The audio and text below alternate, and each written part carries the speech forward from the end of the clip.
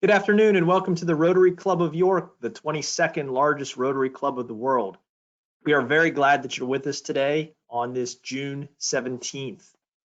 Today, our opening song will be performed by past District Governor Dick Brown, and our invocation will be provided by Eric Chase. Dick, will you lead us in song, please?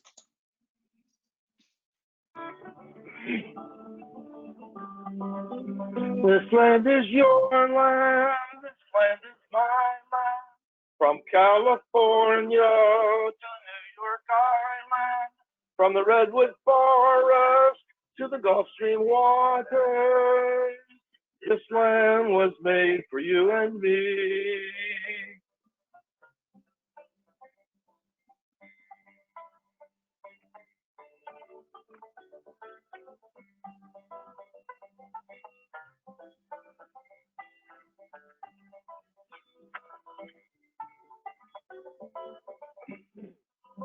So naughty living can't stop me as I go walking that freedom highway of honey living.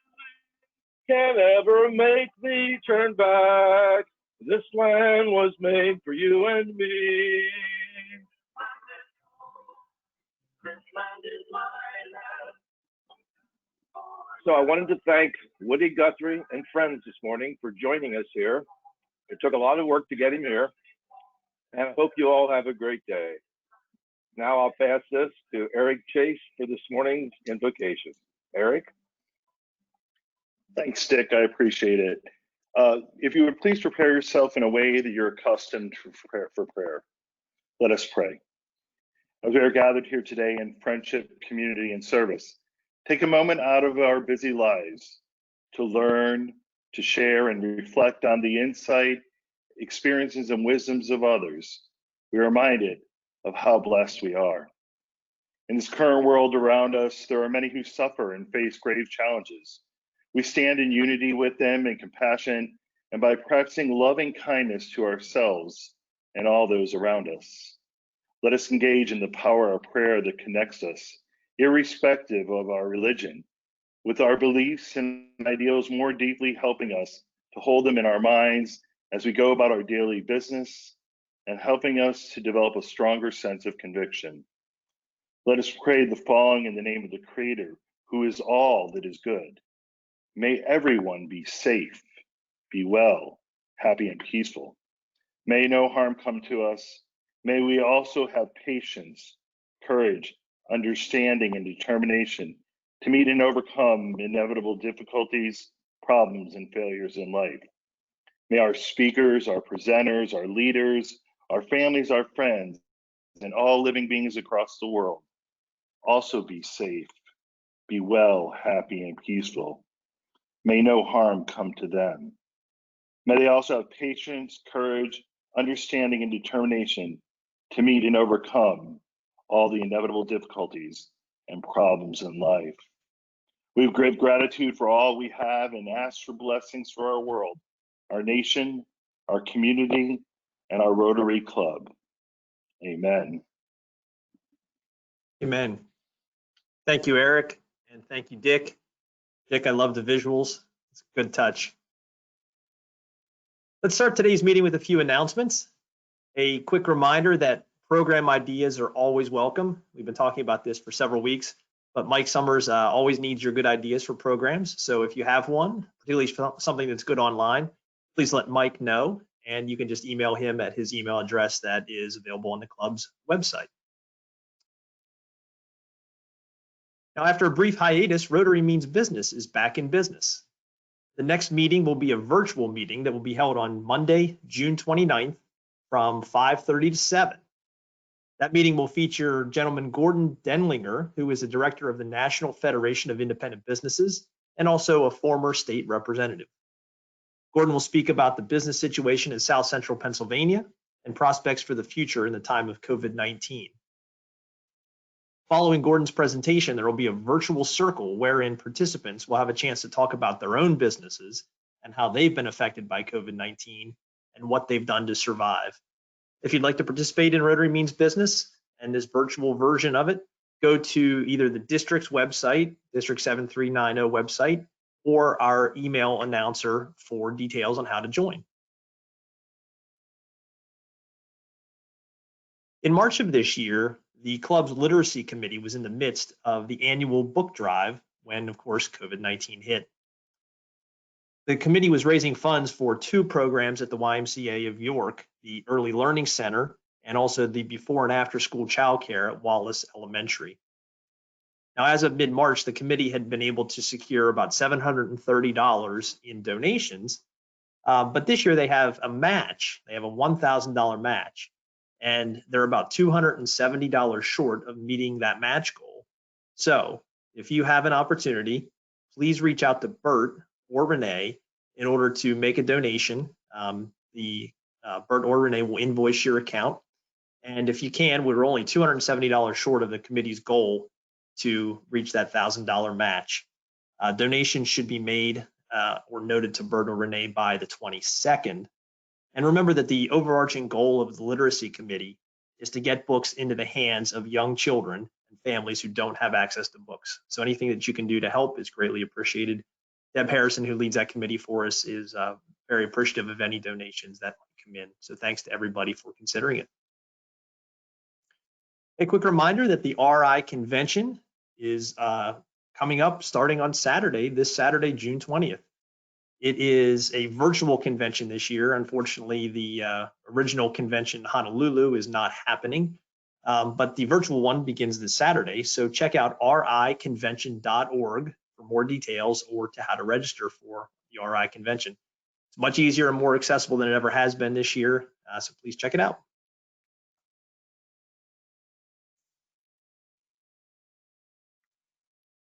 This past Saturday, Bert sent out an email on my behalf that had several important things that the club's leadership team wanted to let everyone know about. First, the board of directors approved a $5,000 contribution to the RI Take Out Polio campaign, and also approved $30,000 of donations to COVID relief efforts here locally in the York community. And as a club, we're very fortunate to be able to be this financially sound and able to make these kind of donations to both our community and international level projects. Thanks to everyone for being a member and allowing us to be able to make these donations. Second, in that email, the board decided to institute a price reduction coming up for the first invoicing of the next Rotary year. Those invoices typically go out around July 1st. And this year we've instituted a $115 reduction in the invoice cost to reflect the fact that we have not had meals at the Country Club of York over the last 3 months. Hopefully this cost reduction helps everyone remain connected with our club. And my thanks and the board and leadership team's thanks to Financial VP Steve Klunk for figuring out how to help us get to the point where we can both make contributions to COVID relief, take out polio, and also institute a price reduction for the coming quarter. We look forward to everyone joining us back at the Country Club sometime soon, which gets to the third thing that was in the email. We've been in communications with the Country Club over the last couple of weeks, and it looks like we may have the opportunity to get back to in-person meetings as early as sometime in July. Now, coming up later in today's meeting with our poll question, we would like our members to vote about their feelings about returning to the Country Club, and we'll get to that poll in just a couple of minutes. Well, as I wrap up my Rotary year as president, hard to believe it's already nearly over, I wanted to make a Presidential Citation Award.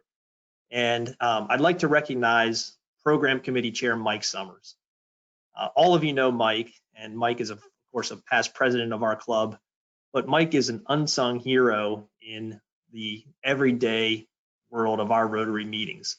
Without what he's doing as a Program Committee Chair, all of the meetings that we've had online and all of the meetings that we've had in person over the last many years would have not have been possible. Mike, you've done a tremendous job, and you continue to do a tremendous job as the chair of the program committee. I know on my behalf, as well as Ann Drock and Jackie, your wife, who follows Ann as president, we're all very appreciative of everything that you've done to help us maintain our programs online and to help our club have fantastic programs every single week. It's just not something that anyone should take for granted. And when you sit in the president's seat, as Brian did last year and I am this year, you really get a strong understanding of how valuable Mike's contribution is to the club. And just know that it wouldn't be possible for us to do this without Mike's incredible effort day to day, week to week, month to month. So Mike, thank you very much. We have this framed certificate for you, and we would like to honor you for all of the work that you've done on behalf of our club. And in addition to which, I have one additional presidential citation. Courtney, if you'll please back up that slide. I have one additional presidential citation that's been top secret. Let me see if I can get this on the screen here. There we go. This particular citation honors Rotarian Courtney Bailey, who has been the key driver of our online meetings for the last 3 months. You might remember that Courtney was the first presenter in our online meetings. And because she was the first presenter, she figured out how to make this all happen. And of course, that led into an incredibly difficult job of every single week since then, being in charge of our meetings online behind the scenes. You don't really ever get to see Courtney on the screen here, but she's been here with us every week for the last 3 months, doing all of the legwork to make these meetings happen. We do a technical check every Monday with our presenters and our participants. Courtney's there leading that, explaining how to use the software to everybody. She is organizing those get-togethers on the Mondays. She's working every week with Bert and Renee to put the PowerPoint presentation together. It's been an incredible effort on Courtney's part. And Courtney, thank you so much for all that you've done. You certainly deserve every speck of thanks I can give you. I know that our club members and all of us who are involved with the online meetings really appreciate all you've done. Thank you so much. And I'm really honored to give you a presidential citation for all that you've done for our club, particularly over the last 3 months. So thank you. All right, we are on to our poll. And as I said a few minutes ago, this week's poll is about our opportunity to return to the Country Club of York for our normal Wednesday lunch meetings. So if we could, yep, there's the slide. So we're evaluating the opportunity to return. And here are the basic parameters. The Country Club tells us that they'll be able to have 150 people in attendance at a given meeting. And in the ballroom, they can accommodate 15 tables with 10 people at each table. And they've done a layout of how that might work. Meals would be served rather than buffet style, at least for the time being. And masks may be required upon entry and exit, but are not going to be required during the actual meals or the meeting. So we're looking today for your feedback. And please, if you're not a member of the club, do not vote in this poll. But we're looking for all of our members' feedback on whether or not you're interested in returning to meetings in person. So the poll question today is 4 choices. If we return to the Country Club of York, you will attend in person the moment that the first meeting occurs. You will only attend in person once a COVID vaccine is available. You will not attend in-person meetings for the foreseeable future. Or when in-person meetings begin, you'll likely watch on Facebook Live until you become comfortable with it. So our goal here is to figure out, will you come back quickly? Will you take a little longer to come back? We need to know some information so that we can coordinate and have an effective communication and dialogue with the Country Club to make this happen and get back to our in-person meetings. So please take a couple of seconds here to vote, and we'll give you a minute or so to do that, and then we'll let you know what the results are here at the end of the poll. This is an unusual poll in the sense that most of the time these are a little bit whimsical, but today it's an actually important question, and we really do need your feedback. So again, if you're a member of the club watching today, please vote and let us know exactly what you think is best for you so that we can coordinate our efforts. Courtney, how are the results coming in? All right, looks like we have about 50 people so far who have voted out of the 150 that are on the line. So we're going to let it open for another 15 seconds, and then I will read the results. And if for some reason you can't vote now, Courtney, does the poll stay active for the entire meeting or not? The poll does not stay active. Okay. So speak now.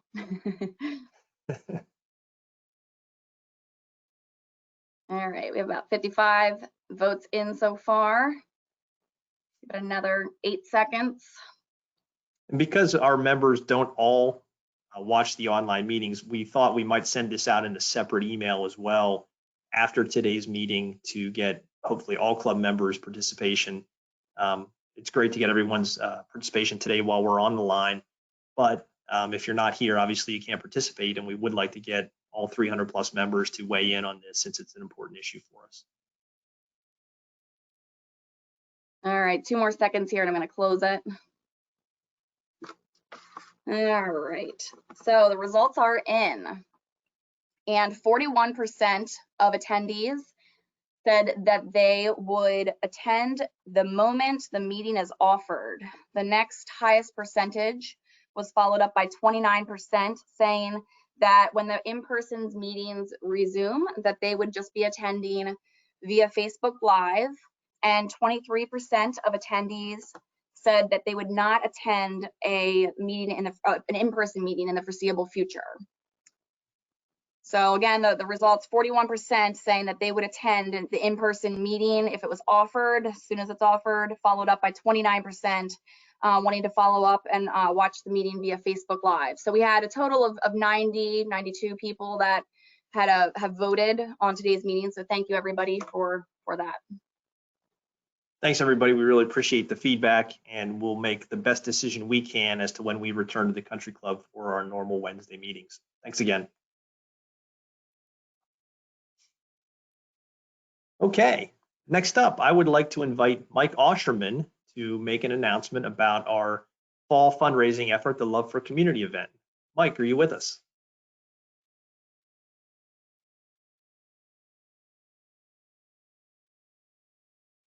Hey everybody, I'm here to talk about croquet once more. And I have a friend who I'd like to introduce you to who will tell you all about it. His name is Croaky, and he's our safe croquet mallet. Hi everybody. Do you have cabin fever? Afraid of that unknown out there? Come to the fundraising event in September and play the safe game of croquet. Here are the new rules. Wickets will be placed at least 6 feet apart. Balls and mallets will be washed vigorously for 20 seconds before, during, and after the game. And the temperature outside will be under 100 degrees, or play will be suspended, and players may be quarantined in the bar at the country club for 2 weeks. It's all our new croquet normal, so come and have fun in the September sun. See you then. Well, thanks, Croaky. So as like Croaky says, come out and play the fun game of croquet. To benefit our fundraising efforts, it's everybody's game. Back to you, President Josh. Thank you, Mike. I love how you did the ventriloquism there. That was fabulous. Bye. Thanks, Mike. That was great. Okay, so also today, we're honored to have a Service Above Self Award. And today we're recognizing 2 local students in the community, Arlette Morales and Zipporah Goins. And to introduce them, we have a recorded video introduction from club member Danielle Stehman, and then we'll have a recorded message from Arlette and Zipporah. Courtney, can you play those videos, please?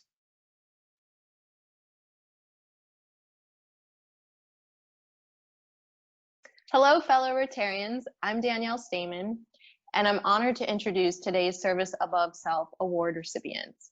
The Service Above Self Award is given to individuals who have made an impact on our York community, going above and beyond what is expected, performing an act of heroism, and being a role model for others. Today's award recipients are quite unconventional. The recipients are 2 17-year-old high school students entering their senior year at Logos Academy. Together, these 2 extraordinary young women channeled their outrage into constructive action following the murder of George Floyd. In less than 48 hours, they organized the largest peaceful protest in York's history, working with Mayor Helfrich, Police Commissioner Robinson, and community leaders, some of whom are speakers in today's Rotary program. They orchestrated a beautiful, powerful, and uniting peaceful protest. Although the young ladies originally thought only a few friends and family would attend, nearly 1,500 participants came to the square on Tuesday, June 2nd. These two young women led the gathering of protesters through a program filled with speakers of multiple perspectives, prayer, song, and spoken word. We are honored to present today's Service Above Self Award to Arlette Morales and Zipporah Goins.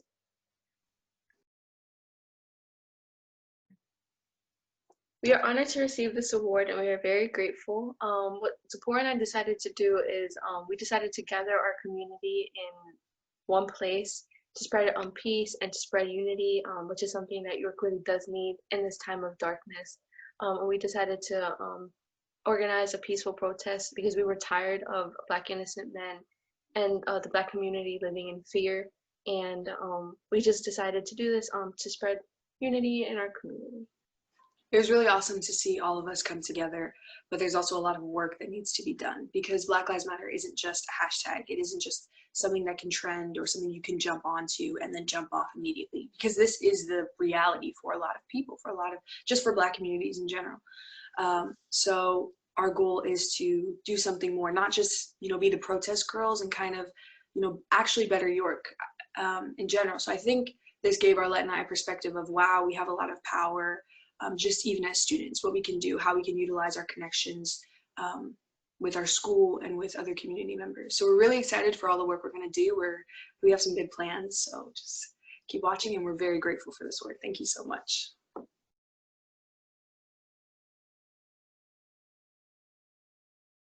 That was great. They couldn't join us in person, but it was great to be able to have them provide the video clips. And Arlette and Zipporah will be receiving the engraved plaques that you see with the clock in the picture, and we'll make sure to get those to them right away. Thanks, Arlette and Zipporah, for everything that you did to organize that event and for keeping it safe and for letting young students and young folks in the community participate in their civic opportunities. All right, we're on to today's local business spotlight. And it's my pleasure to shine the spotlight on Our York Media, which is a local media company owned by Rotarian Rebecca Hanlon and her husband, Will. Businesses and organizations hire Our York Media to create the perfect PR package. Stories are published on ouryorkmedia.com, and there's a wide range of community-centric content highlighting many local businesses, be they for-profit, nonprofit, etc. One of the great things that Our York Media does is they tell the good stories, the feel-good stories about what's going on in our community, and they let everybody know that not all the news has to be bad. There's a lot of good news and a lot of really good things happening in York, in and around our city and our county. Once the Our York Media makes these videos, they post them to their website, but they also allow and encourage their customers or clients to post them to their own websites so that their clients can tell their stories on their own websites. It's a really cool program, something that probably many of you have seen videos from Our York Media. And in fact, I am working right now with Becca to make a video for next week's Changing of the Guard meeting. That is a year in review of what's happened in the 1920 Rotary year. Now, because of COVID-19, Our York Media's clients slashed marketing dollars, I'm sure you can expect, to get through the storm. And unfortunately, that left Becca and Will with canceled contracts or work that was put on hold. But despite the downturn in business, Becca and Will found a lot of community support from including several Rotarians who reached out to tell their stories during the COVID pandemic. For example, Our York Media helped the York Water Company with some COVID-related messaging, pulled together the virtual event for the Four Chaplains Prayer Breakfast, and supported the PR team at Wellspan York Hospital when they were overwhelmed with COVID-19 coverage. Becca, thanks for being a Rotarian. Thanks for allowing everyone in the community to tell their story and making them look good while they do it. And thanks for helping me out with next week's video. Really appreciate it. If you get a chance, please check out their website or give Becca a call. They're going to do a great job for you if you want to tell your story and get your word out as well. So thanks, Becca. All right, we're on to today's program. We have a really great program. It's very timely, and we will be joined by Chief Tim Damon from the York Area Regional Police Department, Pastor Bill Kerney, President of the Black Ministers Association, and Aaron Anderson, former Rotarian and head of school at Logos Academy. And Tim, Bill, and Aaron will be discussing the One York program and the relationship between police and community members. Gentlemen, will you take it away for us, please? Hey, good afternoon. We're going to get our tech set up. We've got another Logos Academy student helping us today behind the scenes here. So let me just do a couple of introductions first of all and say thank you so much to our Rotary group for hosting us and for having us. I'm Aaron Anderson. I'm the CEO at Logos Academy, and I'll let everybody introduce themselves. I'll go Pastor. Yes, my name is Pastor Bill Kerney. I'm a senior pastor at Covenant Family Ministries here, local ministry in York. I'm also president of the Black Ministers Association here in York City and County. Hi, I'm Tim Damon. I'm the Chief of Police with York Area Regional Police Department and currently the president of the York County Chiefs of Police Association. So we want to do for you this afternoon something that we've been doing actually since 2016. And I think we can say as we sit here together that we've really become friends.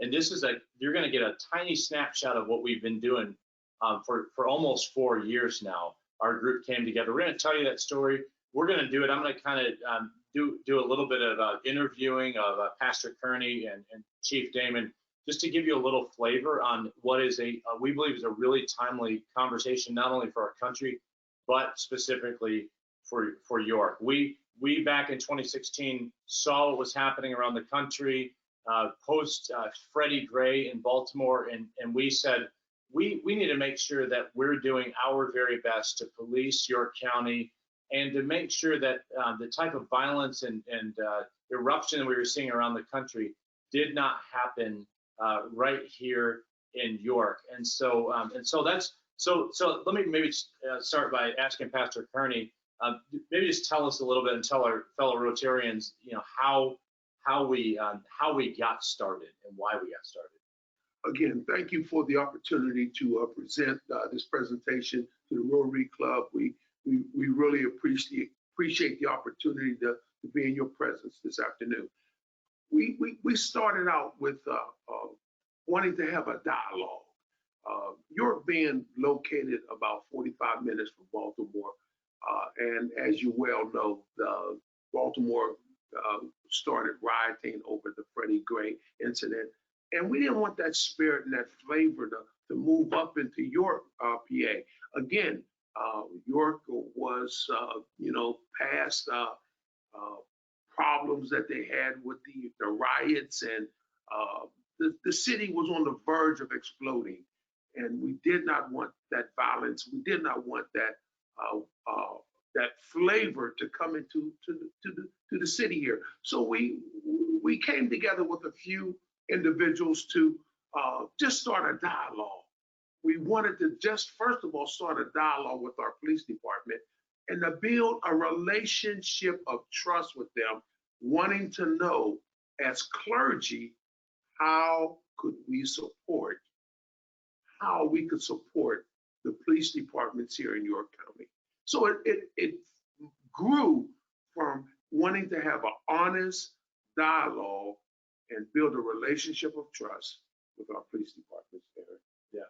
So I remember it was Pastor Kerney, Bishop Scott, Dr. Waltauer, and I remember actually having a breakfast at Cracker Barrel, and we had a conversation. We just said we've got to do something. Yeah. And Chief Cayley, Wes Cayley, at the time it was at York City, the York City Police Chief. He said, "I'll round up the cops if you round up the clergy," and that's sort of how we got started. Let me turn to Chief Damon and ask you. I watch the news all the time, which maybe is not a great idea. And we see events happening in Minneapolis. We see the recent events in Atlanta. It seems like there's a steady cycle of bad news around the country, around our communities and policing. So maybe maybe share some. Our group has tried to take a different approach to that. Maybe share with everyone,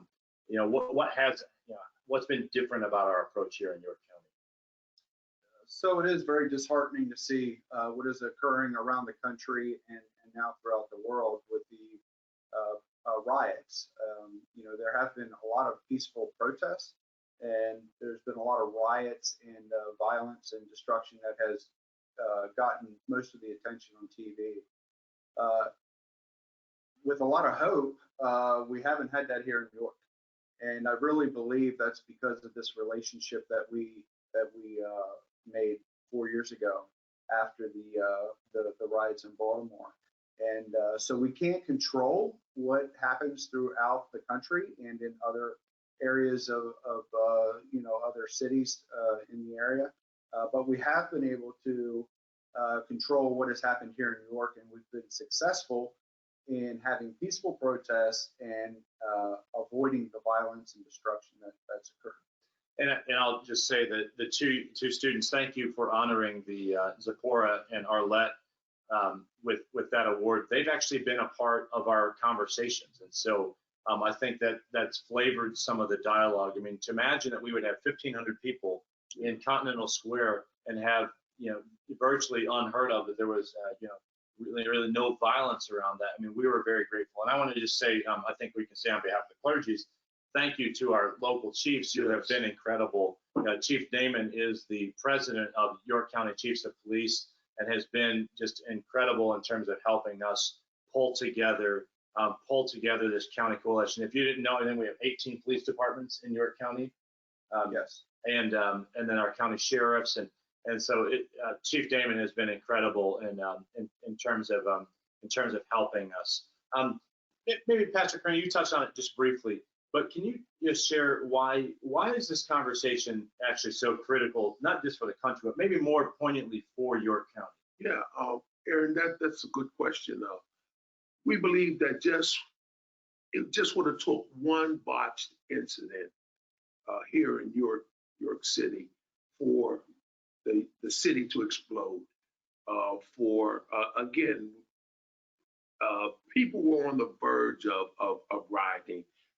We heard talk of unrest, and we heard talk of people just wanting to hit the streets and just start tearing things up. And as leaders in our community, the church, especially the Black church, has always been the hub of our community. We felt that we had to do something. We had to show that we could obtain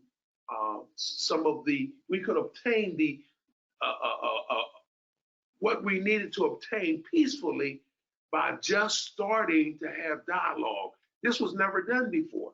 We've never sat down and talked to law enforcement. We've never had the ability to build a relationship with them. So we felt led, spiritually led, to sit down at the table and to be able to talk about some of the concerns that was bothering especially the community of African Americans, what was bothering them, so that we could put them honestly on the table and come up with some resolution.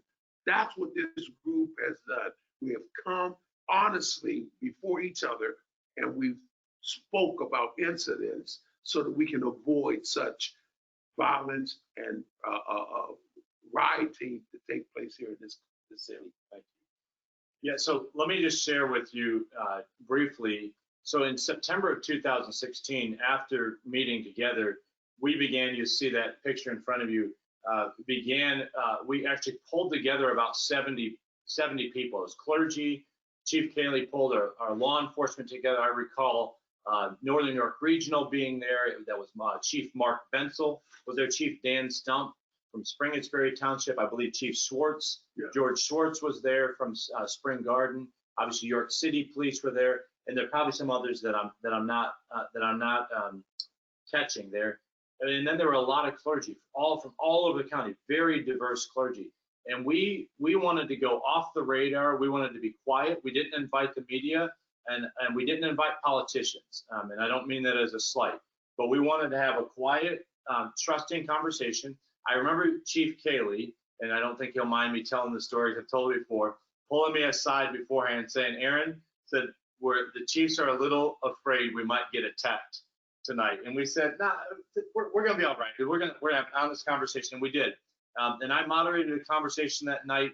And we went around and heard stories from people. I can remember Pastor Ramona Kindred sharing, a story about how her son had been followed by Northern York Regional every night out of his workplace through York County, a black man followed by police, and to sit and listen to a black woman who's a pastor share that story with the chief of police from Northern York Regional. What was so fascinating to me over the years is the relationship that Ramona and Mark Bensel built together, and the trust that began to be built there. We started that back in 2016, and I just want to ask Pastor Kerney, I'll ask a question for both of you. What would you say was the most powerful thing you heard that night in 2016 when we had that conversation? There was so many good conversations that night. That meeting may have been the best meeting that ever took place here in York City amongst clergy, police officers, and whoever was that attended the meeting. But one of the most important conversations that we took away from that meeting is because of the incident that happened in Ferguson. The police officers that was there admitted that incident may have been botched by the police officers there in Ferguson. And when we heard that coming from a police officer saying that there are many good police officers, and we know that, we agree, there are so many more good police officers than there are bad. And for them to say, listen, something went awry that night, and they took responsibility. As a police officer, it wasn't them, but they took responsibility for the actions of what a police officer did. And I think that melted the hearts and opened up the hearts and allowed us to have transparency and have honest dialogue that night, which just caused us to move forward in such a way that we're still meeting today. Yeah, I would have to agree with that. I saw our local chiefs, and I would continue to praise their humility. Yeah. What I saw is I saw first of all ministers, specifically people of color, who had questions, but who also were saying, we want to stand with police, we want to support police. We don't want to get rid of police.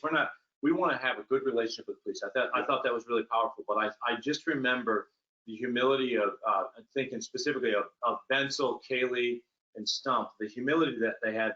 I mean, it literally, you said, melted the room. It just changed, it set a spirit.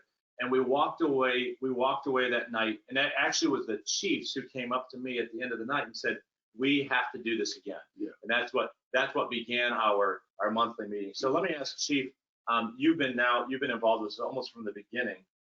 What has been, some of the takeaways for you? How have the clergy been helpful to you, or they just kind of been a fly in the ointment? Yeah. So if you listen to Pastor Kerney earlier discuss that he heard people talking about that they wanted to go out and tear things up and make destruction, this group and the police being able to have conversations with the clergy in the minority community has been a powerful conduit that we could make that connection. And that is really why we are not seeing the same types of violence and destruction in York that you're seeing around the country.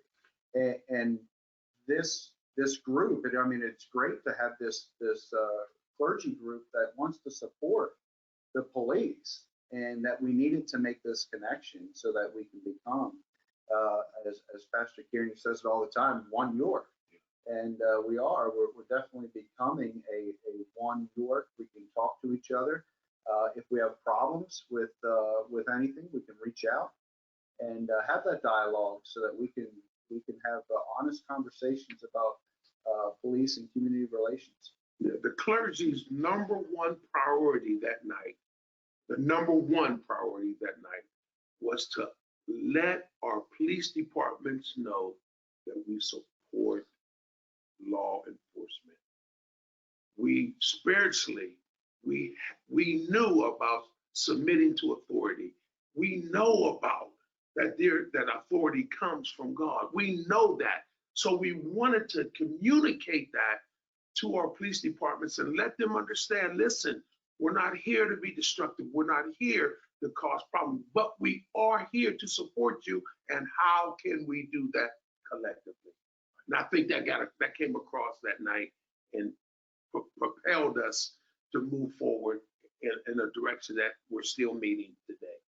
Yeah, we maybe rattle off some of the departments that have been involved. Obviously, York Area Regional Authority, York City Police have been involved. Spring-Sperry, I mentioned Spring Garden Township, Northern York, West York has been involved. I'm going to miss some, and somebody's going to be West Manchester. Thank you, Chief Snyder from West Manchester has been involved. The state police have been involved at times. The district attorney has been involved at various times. And then we'll talk recently about the recent statement in just a second.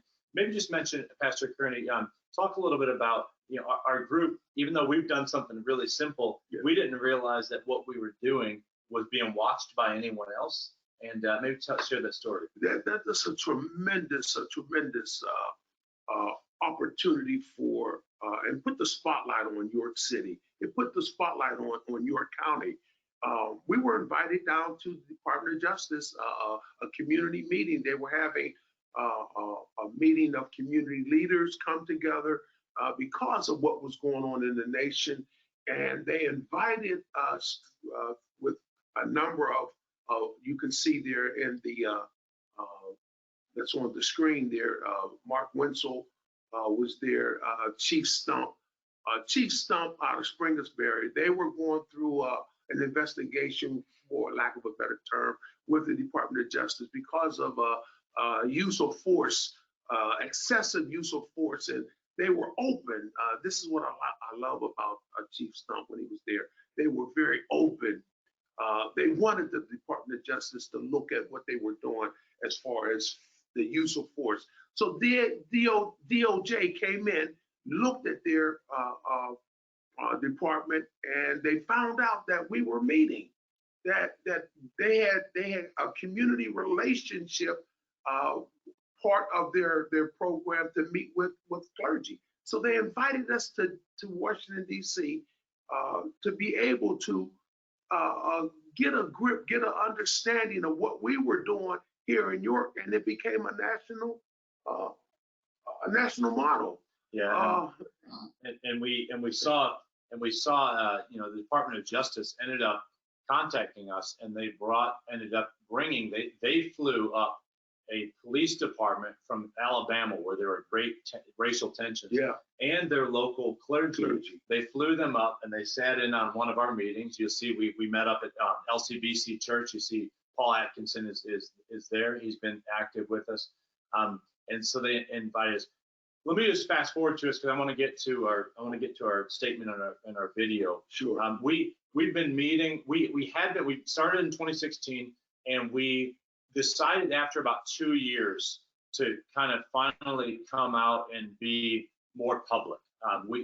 Paul Atkinson, it was a very good friend to all of us, really cautioned us. I remember at a meeting about being too public too quickly, which was really wise because we built a lot of trust between each other when we could finally take our conversation publicly. We held that conversation publicly at Logos Academy, and then we began developing, maybe just real quickly highlight before we talk about the joint statement, just the mission, some of the mission and vision that we've been pushing as we begin to formalize, because this group could have become a lot of different things. Sure. We wanted to stay focused, and we prioritized what we wanted to become, and we did not want to just have meetings to have meetings.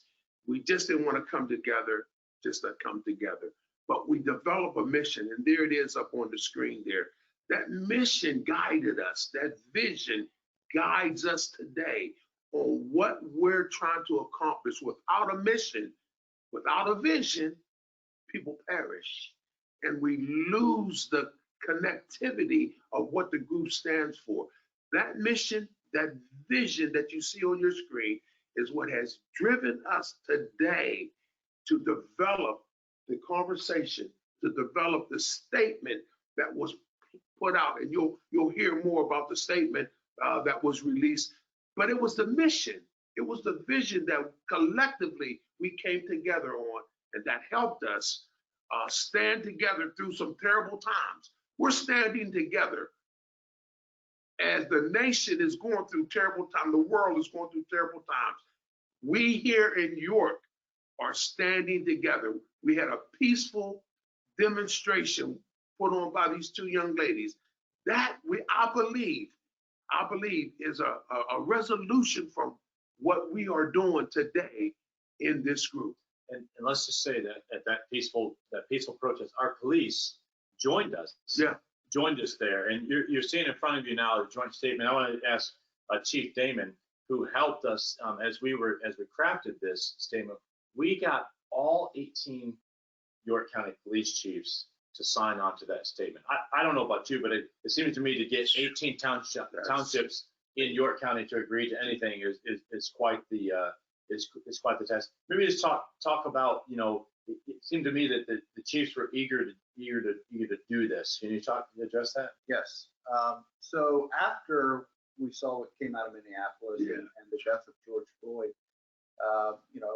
the chiefs, we've been having these virtual meetings as well amongst ourselves, and we're communicating back and forth, and we're going, man, this is not right. This is not something we would do, and it's not something that we would advocate for.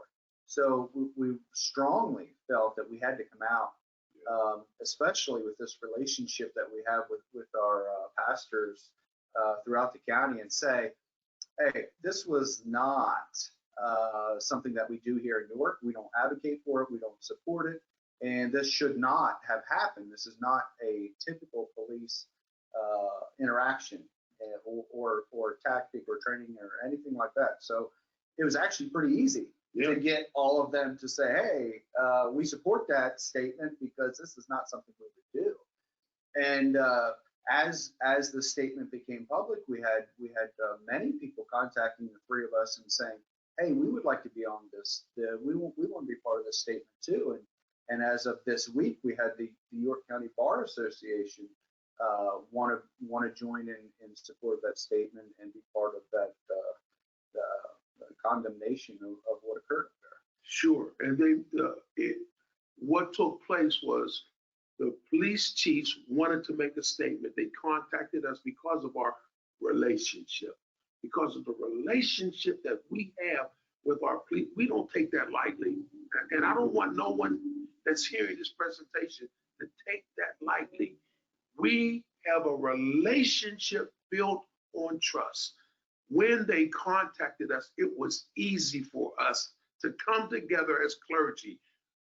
All different types of, we're diverse. Our clergy is diverse. You can see us standing together, coming together to support the statement that our police chiefs wanted to make known to the nation, that they did not support what took place in Minneapolis. And we stood with our police chiefs, and you can see the results of that. And we're gonna show you now a video that you weren't able to be a part of it. But what you can't see is there's a very large gathering together, but socially distanced.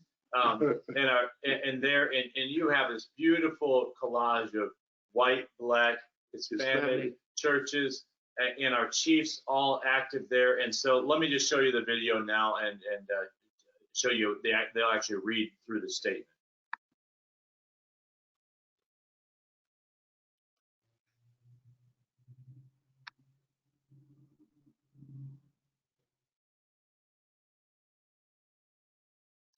Morning. We offer our deepest sympathies, condolences, and prayers to the family and friends of George Floyd. The York County Association of Chiefs of Police and local clergy, including the Black Ministers Association of York County, stand united in our outrage and condemnation of the reprehensible use of deadly force by police officers in Minneapolis, Minnesota, that led to the senseless and tragic death of Mr. George Floyd. There can be no allowance in law enforcement for officers who commit such heinous acts or for officers who fail to intervene and stop the commission of these acts. We hold faith that the criminal actions of the officers will be charged appropriately as a result of a thorough investigation. The policing of our community is a high and noble calling that requires our community's police officers to possess the highest integrity and fairness. The York County Association of Chiefs of Police continues to uphold our commitment to that law enforcement officers treat all individuals, whether they are complainant, suspect, or defendant, with full dignity and respect they deserve as human beings. It is our commitment to hold our own law enforcement officers to the highest standards of accountability when they fail to abide by these standards. We hold these principles as the bedrock upon which procedural justice and police legitimacy stand. As chiefs of police and clergy, we stand united in the pursuit of a thriving and just York County. It was our joint concern over unrest in our nation surrounding the fair policing of our communities that led us to begin meeting together in 2016. Since 2016, our vision has been that York develop a reputation as One York, a peaceful and thriving community, whereas mutual respect, trust, transparency, and cooperation exists between law enforcement and our community. Second, our community is policed with fairness and justice, resulting in safety and peace. So let me just wrap this up by saying, as Pastor Kerney already did, you see a picture there with Dr. Larry Waltauer from Shiloh Baptist and Chief Banker now who's retired. I mean, we've had a couple of you guys keep retiring, you know, so we keep having to indoctrinate new guys, but the new blood. Relationships have been critical. I want to close though with one last question for Chief Damon. Obviously, you know, in terms of you guys want to police this community well. We believe that. Maybe just speak to you know, what are some of the challenges and some of the issues that you guys are facing as you do that? The biggest challenge we're facing is the lack of candidates that want to be police officers and see that being a police officer is a viable career for them. That also points to that we have a very small number of minority candidates that apply. You can see on the screen where each year when we've had a testing process, the candidates that we get are fairly low in number. And so when the information that you're seeing comes from the Metro York Testing Consortium, which makes up about 9 police departments throughout the county that pool resources together to do the testing for the position of police officer. And so that is our biggest hurdle. How do the police departments reach out to people, especially minority candidates, that see that this profession is something for them?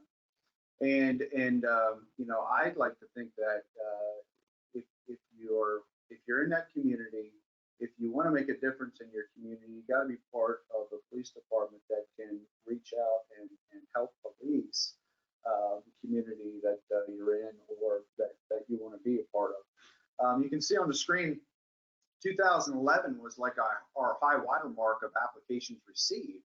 And as of this year, we were less than 200. And as you can see, even with the police chiefs, they keep retiring. And having people to backfill or to, you know, come bring into the ranks to replace them is challenging. And that is not a York problem. That is a nationwide problem. Well, we want to leave some time for if there's Q&A. So President Josh, I'm going to turn it back over to you, but let me just say on behalf of our entire coalition that we are really grateful for Rotary. We're glad to continue to share the information. If any of you as business leaders, you can go out to logosyork.org and see the joint statement that's out there. If you'd like to pen your support, a number of business leaders across this community have done that. we would welcome you standing with us as we try to support our police and build the very best community policing practices we can. So thank you so much. Aaron, thank you. Bill, Tim, thank you as well. Really appreciate you joining us today. And we do have some questions for you. So we might go a little bit past our 1 o'clock completion time, but if everybody's got a couple minutes, we'll get to these questions here. First one is, what can each of us do personally as individual members of Rotary to demonstrate support for our fellow Yorkers of all races? And what can we do to stand up against racism and stand for our friends of color? I'm gonna let you tackle that. No, my friend. Great question. Great question. Just as we started this collective and this here collaboration with our police departments, the first and most important thing that anyone can do is have dialogue. Listen, this is hard. This is a hard conversation, but we need to have dialogue to build relationships. It's all about relationships. We need to understand that diversity is about differences.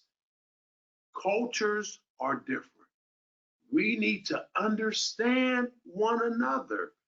And it's hard if we have walls put up and we can't communicate one to another.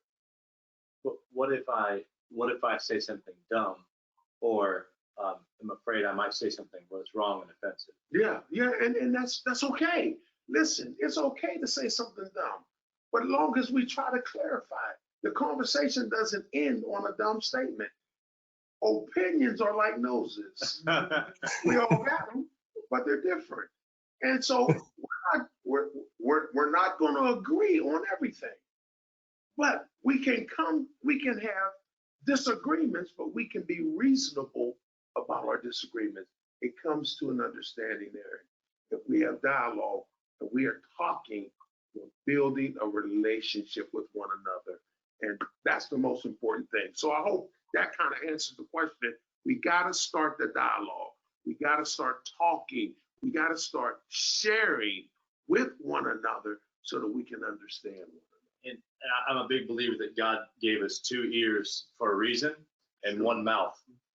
And so I think I've learned, I can say from my brothers and sisters, of color, I've learned quite a bit by just from listening. And I see right now, like, we're very quick to want to, when somebody gives an opinion, to shut it down or give them data. But I think, listening is really critical. Surely. So good follow-up question here is what ways has the dialogue between the pastors and the police chiefs been able to move from 2 educated, motivated groups to those parts of the community that might have a more hardened attitude or carry the anger that incites the violence or the retaliation? Another good question, if you don't mind, gents. We have a lot of work to do. There's been generations in our youth today have just lost a lot of respect because of what's going on in the nation, the flavor, what they see in the media, what they take in. They're losing a lot of respect and authority for authority and for our police departments. We have to educate. We have to re-educate. We have to get into our schools. We have to educate people what their role and their responsibilities are when being stopped by a police officer. First of all, the most important thing, you have to be respectful. And respect comes both ways. So each party must be respectful towards one another. But we need to get into our schools at an early age so that we can educate our youth to respect authority. Once they learn to respect authority, maybe we can get those numbers up where individuals will now see being in law enforcement as a viable career, as a way of being able to give back to your community by serving your community, by becoming a police officer and in the locale in which you live. It's a lot of work to be done, but it has to start, and we need to get into our public education system so that we can start earlier and redefining and reshaping our youth in regards to authority. And we realize we're a small coalition, but I think our reach has been pretty significant. I think it's safe to say, I think all of us would say, like looking back, I know talking to Bishop Carl Scott, who's in his 80s, and others, the chief says they were retiring, saying this is probably the most important group that I've ever been a part of. I think each of us would say that. Because I think we're actually changing not only the relationships we have, I actually think we're changing the way York County is being policed, and I think we're changing the response like our county is having. So I think we need help actually telling a story. I will tell you that when we put out our statement from 18 county police chiefs, it was crickets from the local media. I mean, I'll give York Daily Record a shout out, but we didn't, and we released to a broad list of media, and no one wanted to pick up a story that talked about the unity and that police were building within our local community. I think that's also part of, we need help sharing, some of the good stories that are out there. And our community leaders are now starting to stand with us. Not only, you're an example, business leaders are starting to understand that, listen, what can we do? How can we come together to make York a better place? We're looking to become one York, and I believe it can be done. So with all of the unfortunate incidents that have happened nationwide between law enforcement and people of color, what specifically was it about the incident with George Floyd that drove this conversation to the forefront of everyone's attention over the last couple of weeks? Because it seems like that was one of many similar situations over the years. Why that one? Why now? I mean, let's look to our police chief, and because I know the police chiefs had a very strong reaction locally to that right away. Sure. What we saw in the video went beyond any police tactics that should have occurred. And so that's what really got us. There wasn't any ambiguity as to, well, maybe this happened or maybe that happened, or we don't really know what the police officer saw or anything like that. It was pretty clear. Yeah. You had a handcuffed man on the ground, face down, with the officer leaning his knee into his neck and area, and you can hear, because of the video, that Mr. Floyd was asking for help. He can't breathe. Hey, let me up. And the officer stayed in that position and basically until he passed out, and then went, had a heart attack. Yeah. So that is not what we do. The man was handcuffed. It didn't appear he was resisting. And so we had to really make a strong stance to that and say, that's not what we do. This was outside of anything that we would train, that we would approve, that it wouldn't be in any policy or procedure, and wanted to really make that clear to our community that that was wrong. And we wanted to have a unified message in that as well. And we feel a little bit like we're whiplashed by the national news all the time. As you heard Chief say, we can't control the national conversation, but we can try to control what's happening in York. And that was what we were hoping to do. Our chiefs actually, as I helped draft that statement, really pushed actually for stronger language than we originally had. I mean, so expressing their outrage, anyways, that was very clear that our chiefs wanted to say, like, we do not believe that this is the way people should be policed, and that's not what we're doing in York County. Yeah, you have eyes, you can see. The video was posted all over the world, and people saw that was just very unusual for the policing to take place that way. So again, when they saw this here, we did not want that type of statement to take effect here in York, and that's why we stood together. That's why we came together to make a statement to speak out against that type of policing in our communities.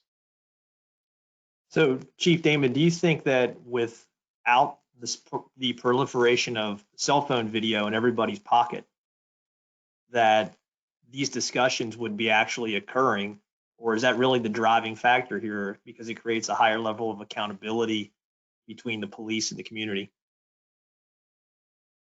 Without that video that was taken by the bystander, we wouldn't really have a clear understanding of what happened. The video, you know, the old saying is a picture is 1,000 words. Well, I'm not sure what a video gives you then. It's probably 10,000 words. And so the video really gave us a clear indication that that was not something that should happen, and has helped us make such a clear and profound statement that hey, that's not what we do. That's not what policing is about, and the officers should be held accountable for what happened there. I want to just say I was talking to one of our police chiefs in York County yesterday, and I asked him just about police reform questions and what was his belief on it, and he said something striking to me. He said, good police are always reforming police because we're always saying, like, how do we get better at doing, and all of us in our businesses, our churches and nonprofits, we're always reforming police, and so I even believe without the cell phone footage, there are a lot of good cops across this country who are trying to do the right things, and they want to police their communities well. I mean, our cops have recognized that, just like those of us who run businesses, sometimes there are bad apples. I mean, I think that's what the nation is looking for, is like, we want to know that our police are going to hold themselves to high standards of accountability. And we believe our York County officers are committed to do that. Aaron, you raise a good point, and it's one that's been in the media quite a bit lately, is how do you weed out bad police officers before incidents like this happen, particularly with the presence of police unions and officers being reinstated after bad situations happen? Chief, how do you figure out who the weakest performers are, and how do you encourage them not to be police officers? Yeah, it's a very good question. Yeah.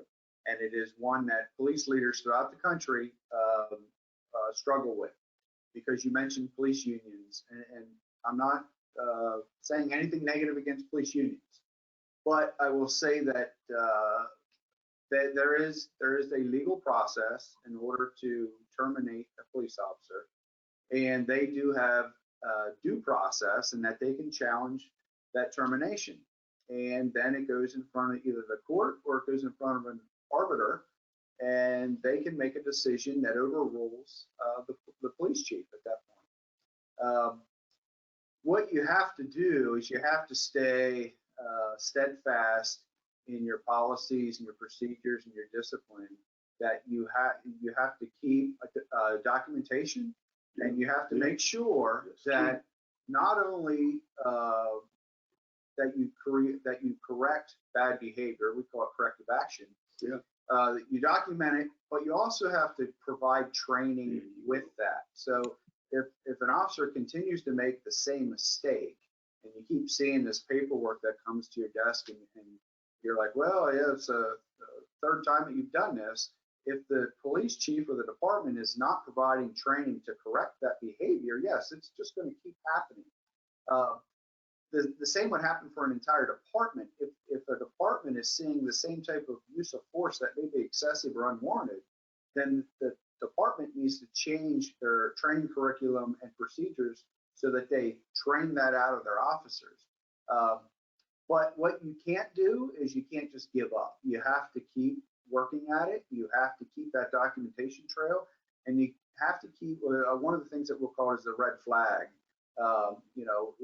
One of the things, if you constantly see citizen complaints and use of force reports on certain officers, that's a red flag, and you have to start to address those people. So you mentioned the training, and I think that's probably a key point. Do you foresee the training of police officers changing from what it traditionally has been? And most of us have no real conception of what training police officers go through. But do you see that training environment changing here because of some of these incidents to becoming perhaps less I don't know, physical and more back to being community service, community patrol? So in the job, there's always going to be a physical aspect of it, because at some point the police officer is going to say the magic words that you're under arrest, and somebody's going to say, no, I'm not, and then you're going to get into a little bit of a struggle. What I think is going to happen, and has already happened, is you're going to see de-escalation is required, and that has different aspects to it.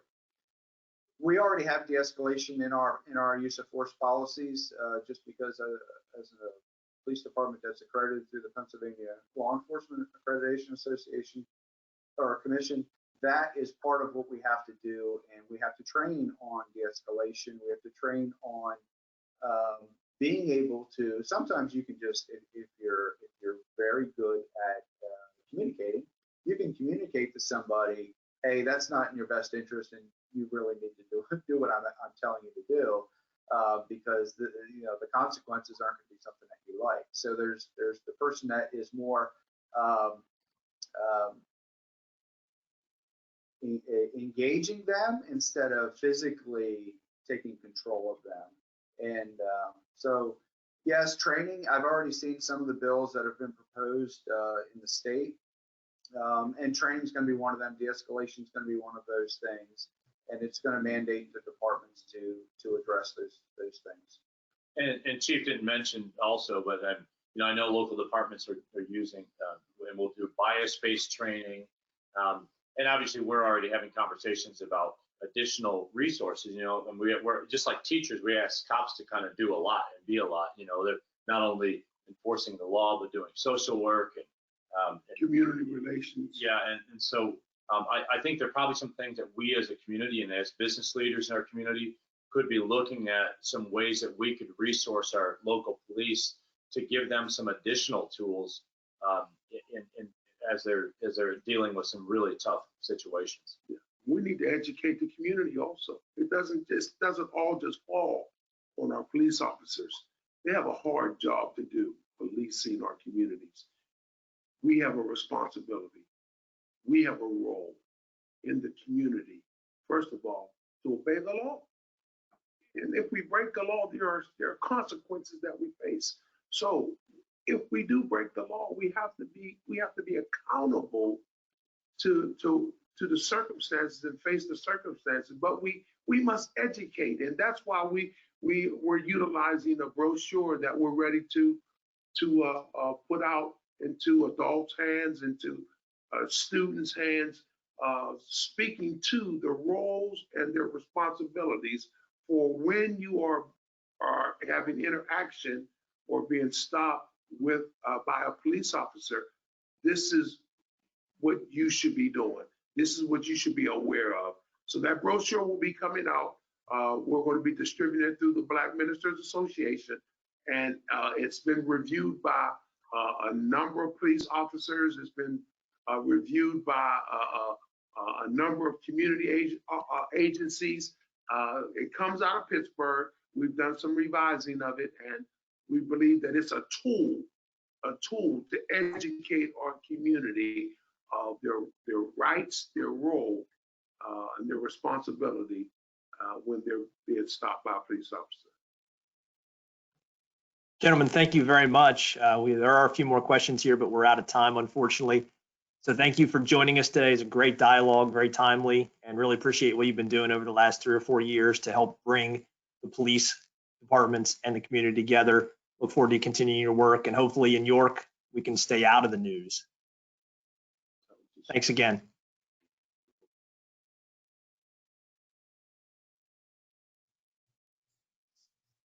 So in honor of today's program, we have a book to donate to the York Suburban Middle School Library.